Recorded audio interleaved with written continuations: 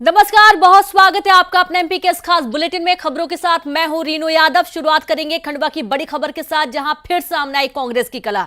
चुनाव समिति के पर्यवेक्षक के सामने बहस हो गई। आरके दोगने और दिनेश गुर्जर के सामने बहस हुई। रो पड़ी पंधाना विधायक प्रत्याशी रूपाली। दर्द बयां करते करते रो पड़ी रूपाली। जब हम हार गए तो पार्टी के लोग ही हंस रहे थे।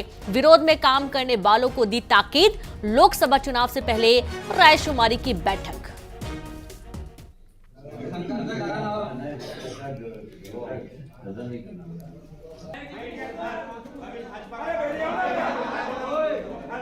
परिवार है, ये परिवार के साथ आज लोग इतने खड़े हुए हैं। ये बात मैं जानती हूँ कि जब तक मेरे पिता ने इसको यहाँ देखा है, मैं इसे आगे लेके जा रही हूँ, इसमें मेरी गलती नहीं है। अगर लोग चाहते हैं कि परिवार खत्म कर दे और इसके बाद टिकट ही ना इनको मिलने दें, कि ये कई लोग ऐसे बैठे हैं यहाँ टिकट मिल रहा है उसके बाद भी विरोध करने गए हैं। सब खुद की लाइन तो कभी आगे नहीं बढ़ाएंगे, लेकिन दूसरे की काटने गए। और वो सभी प्रत्याशियों को मैं बहुत बहुत बधाई देती हूँ। आप ये मत सोचना है कि हम लोग आपकी वजह से हारे हैं।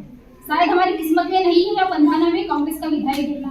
और कुछ भी मत होना कि अगर हरा दिया, हराना किसी की ताकत नहीं है। देखिए, पार्टी अगर वो हारता है आदमी तो थोड़ा सा भावुक तो होता ही है, तकलीफ होती है, मेहनत करता है आदमी और सफलता नहीं मिलती, थोड़ी तकलीफ है। वो तकलीफ बताई उन्होंने, और क्या, सब लोगों के सामने, अपने बड़े बुजुर्ग सभी लोग थे पार्टी के, वहाँ के कार्यकर्ता थे, उनके सामने अपनी बात रखी है। तो उसको रखने को वो थोड़ी कहेंगे कि नुकसान और फायदा हो जाएगा उससे। पार्टी काम कर रही है और जमीन पे काम करेगी, जिताएगी।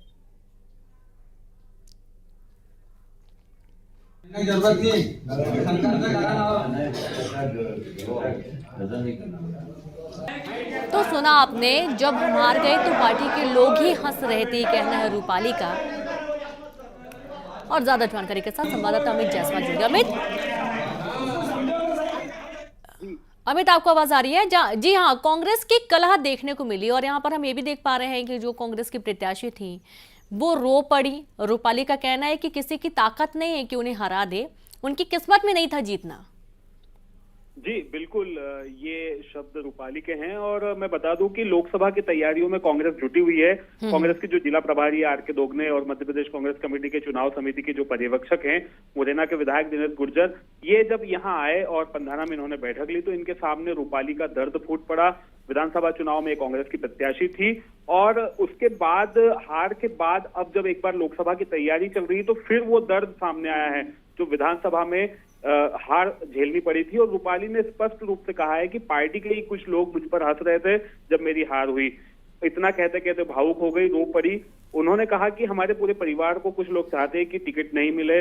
और इस तरह की जो उन्होंने बातें की, उसके बाद जो प्रभारी हैं उनका ये कहना है कि उनका जो दर्द है उसको हमने सुना है और अगर कोई पार्टी से दगाबाजी कर रहा है तो उसके खिलाफ कार्रवाई भी की जाएगी। लेकिन बड़ी बात यह है कि कांग्रेस का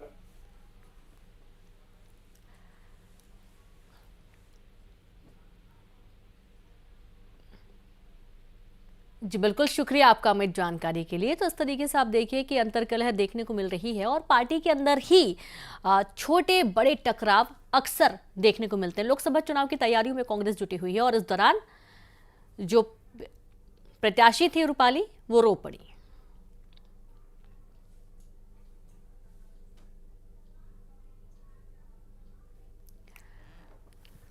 और अब खबर रीवा से, जहां शादी के एक दिन पहले युवती के साथ दुष्कर्म का मामला सामने आया। पीड़िता की शिकायत पर पुलिस ने मामला दर्ज कर आरोपी को गिरफ्तार कर लिया है।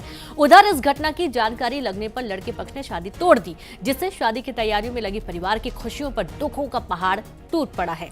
पीड़ित पक्ष ने बताया कि आरोपी युवक काफी दिनों से परेशान कर रहा था और शादी के लिए दबाव भी बना रहा था।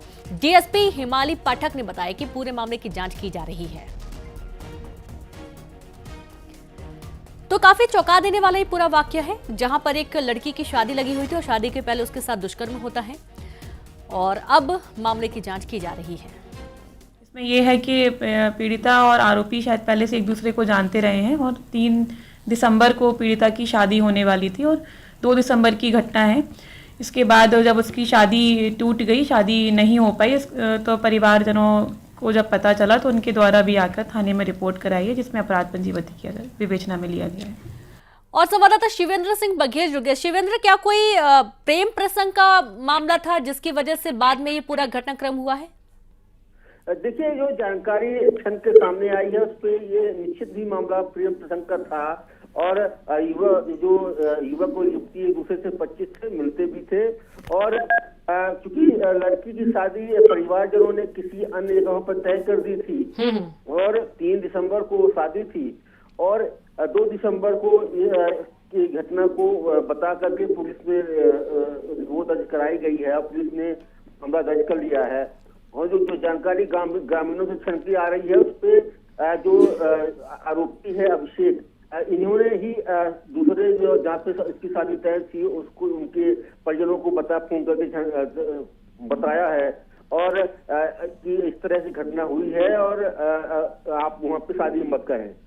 तो उन लोगों ने दूसरे पक्ष ने शादी तोड़ दी और जब ये काफी समय बाद पीड़ितों ने शिकायत दर्ज कराई है और पुलिस ने आरोपी अभिषेक को गिरफ्तार कर लिया है। बिल्कुल, बहुत शुक्रिया आपका शिवेंद्र जानकारी के लिए। तो अब मामले की जांच की जा रही है और जो आरोपी है वो पहले से ही युवती से प्रेम करता था और इनका प्रेम प्रसंग था, ऐसी कुछ बात निकलकर सामने आई है। मामले में पुलिस गहनता से जांच कर रही है और डंपर की चपेट में आने से बच्चे की दर्दनाक मौत हो गई। दिल दहला देने वाला वीडियो सामने आया है। 10 साल का मासूम बच्चा अपने परिजन के साथ 2 व्हीलर से जा रहा था और अचानक से ट्रक आता है, टक्कर मारता है और जो बच्चा है उसके ऊपर से ट्रक का पिछला पहिया चढ़ जाता है, कुचल जाता है ट्रक से और दर्दनाक उसकी मौत। जो परिजन थे वो भी परेशान हो जाते हैं, उन्हें ये समझ नहीं आता है कि वो अब क्या करें और दिल दहला देने वाला ये वीडियो सामने आया है जहां मासूम डंपर की टक्कर से उसी के टायर की चपेट में आ गया।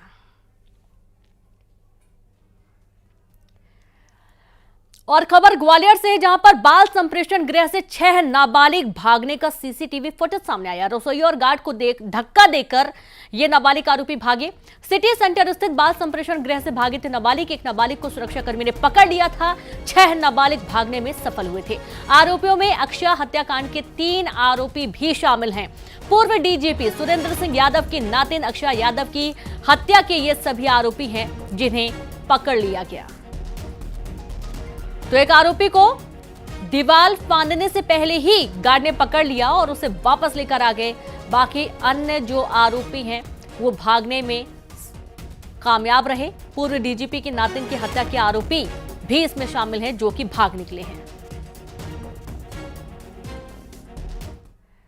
और खबर मंदसौर से जहां गैस की टंकी में विस्फोट हो गया, पूरा मकान मलबे में तब्दील हो चुका है। तस्वीरें देखिए। मलबे में दबे पति पत्नी, लोगों ने पति पत्नी को मलबे से बाहर निकाला। पत्नी की मौत हुई, पति की हालत काफी गंभीर है। मंदसौर के राजीव नगर इलाके की घटना है। तो गैस टंकी में विस्फोट हुआ, विस्फोट से हड़कंप मच गया और पूरा घर मलबे में तब्दील हो गया। पति पत्नी दब गए, पत्नी की दर्दनाक मौत हो गई, पति गंभीर हालत में अस्पताल भर्ती किया गया है। और ये तस्वीरें देखिए जहां गैस टंकी फटने की वजह से ये पूरा घर खंडहर में तब्दील हो चुका है।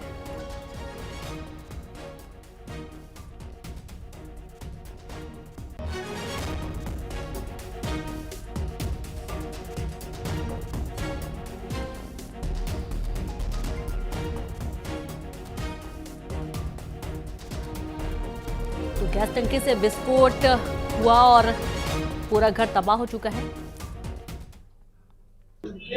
दरवाजा खुल गया तो या कहीं सामने के दरवाजा कितना खुल गया, अन्य फेंक्यो मैंने कही मैं जाऊँ तो मैं जाता करियो महिला बुला के इंडिया ने बुला दे हाथा कर दे गई हुई दबिया में। यहाँ पर मोतीपुरा वाले पोरवाल जी का मकान है। यहाँ पर उनकी बहू सुबह सुबह चाय और खाना बनाने की तैयारी कर रही थी। उसी समय गैस की टंकी में अचानक विस्फोट हुआ और पूरा मकान भी इनका गिर गया है। फिर हम लोग आसपास के आए निवासी और उनको बाहर निकाला और प्रशासन को भी अवगत कराया। तुरंत सूचना पर पुलिस वाईडी नगर पुलिस यहाँ पर आई और घायलों को जो दीवार गिरने से और छत गिरने से दब गए थे उनको निकाल के इलाज के लिए अस्पताल पहुंचाया। 2 लोग घायल हैं। पूरे मकान की छत 2 व्यक्तियों के नीचे ऊपर गिर गई है और एक गंभीर है, उनमें एक को थोड़ा चोट आई है, एक ज्यादा गैर गंभीर है। मंदसौर के राजीव नगर इलाके में सुबह सुबह एक टंकी में विस्फोट हो गया है जिसके कारण पूरा मकान ध्वस्त हो गया है। पूरी छत नीचे बैठ गई है और ये मकान पूरी तरह से जर्जर होकर के इतना खतरनाक हो चुका है कि इसमें अब रहना और अंदर घुसना भी बड़ा मुश्किल हो गया है। हम इस मकान के उस सीमा तक पहुंचे जहां पर डेंजरस इलाका है, उससे बाहर इसमें पहुंचे हैं। और अब हम देख सकते हैं कि किस तरीके से विस्फोट हुआ, और इस विस्फोट का असर इतना हुआ कि ये घर के बाहर का जो दरवाजा था, आप देख सकते हैं कि बाहर का दरवाजा के भी परखच्चे उड़ गए हैं। किस तरह का विस्फोट हुआ होगा इससे अंदाजा लगा सकते हैं। पूरी तरह से ये किवाड़ जो है टूटे हुए हैं, और यहाँ पर आप देख सकते हैं कि पूरे मोहल्ले के लोग इकट्ठे हुए हैं। पुलिस मौके पर पहुंच गई है। जो लोग घायल हुए हैं और वो उनको अस्पताल पहुंचा दिया गया है। सर, कितनी जानकारी मिली है, कितने लोग घायल हुए हैं, अस्पताल पहुंचाए हैं उनको? 2 व्यक्ति को, एक महिला एक पुरुष। अच्छा, क्या जानकारी मिली है, कैसे विस्फोट हुआ होगा? तो बता रहे महिला चाय बनाते वक्त गैस के कारण ब्लास्ट हुआ, उस वजह से मलबे में, छत के मलबे में दबे हैं तो। जी, मलबे में दबे, उनको अस्पताल पहुंचाया। कोई मोहल्ले के लोग हैं जिन्होंने देखा है घटनाक्रम? जी जी, कैसे क्या हुआ? गैस की नली लीकेज थी, हाँ, रेगुलेटर के वहां से। हाँ, उसके कारण से गैस कमरे में इकट्ठी हो गई। हाँ, और जैसे उनने चालू करा।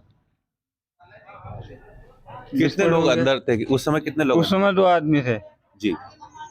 क्या स्थिति? वो साथ 2 अंदर थी। कितना, क्या स्थिति बताई जा रही है उनकी? सांस बहुत ज्यादा गंभीर है। हाँ, सांस का कौन कौन है? हाँ जी जी, ये बता देंगे आप? कौन कौन लोग हैं? ये है पोरवाल समाज के हैं। हाँ, और राजू नाम था, और उसकी जो मिसेस थी ये साथ पे बैठी है। दोनों अंदर दबे हुए थे। हाँ, और राजू भाई को भी निकाला, और उनकी मिसेस को है वो मलबे में दबे थे। मलबे में दबे हुए थे। हाँ, फर्श वगैरह ऊपर पट्टी वट्टी सब पड़ी हुई थी। दोनों पति पत्नी गंभीर रूप से घायल हैं। दोनों, हाँ।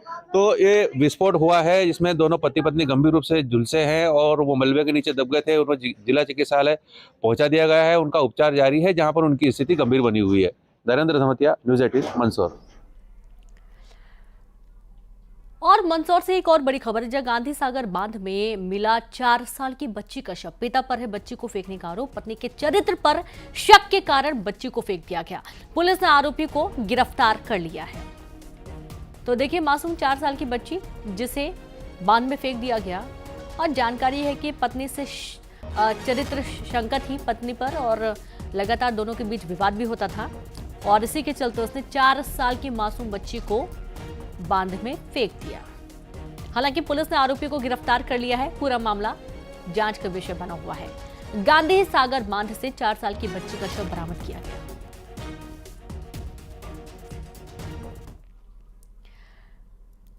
और खबर श्योपुर से, जहां धक्का मुक्की के बाद 3 स्कूली बच्चे जख्मी हो गए, बेहोश हो गए। शिक्षकों ने नहीं पहुंचाया अस्पताल। स्थानीय लोगों की मदद से ऑटो से लेकर अस्पताल पहुंचे बच्चे महीने भर से गणतंत्र दिवस की तैयारियां कर रहे थे, कार्यक्रम की तैयारी कर रहे थे, और आखिरी वक्त पर कार्यक्रम कराने से मना कर दिया गया।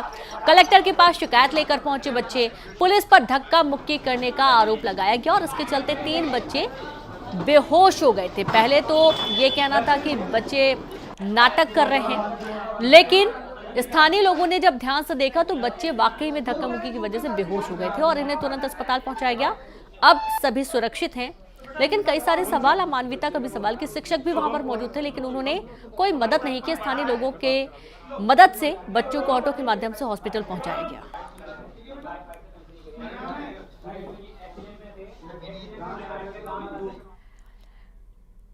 और अब धार से बड़ी खबर, ग्रामीणों ने लगाया जाम। स्कूल कर्मचारी बिंदु सिंह की गोली मारकर हत्या करने का मामला है। आरोपियों की जल्द गिरफ्तारी की मांग, आरोपियों को फांसी देने की मांग की जा रही है। प्रशासन ने समझाकर जाम खुलवाया, आश्वासन के बाद खोला गया जाम।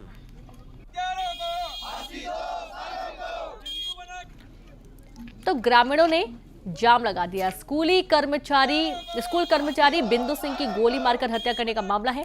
आरोपियों की जल्द गिरफ्तारी की मांग कर रहे हैं, और इसके चलते इन्होंने जाम लगाया। हालांकि प्रशासन ने काफी समझाइश के बाद इस जाम को खुलवा दिया।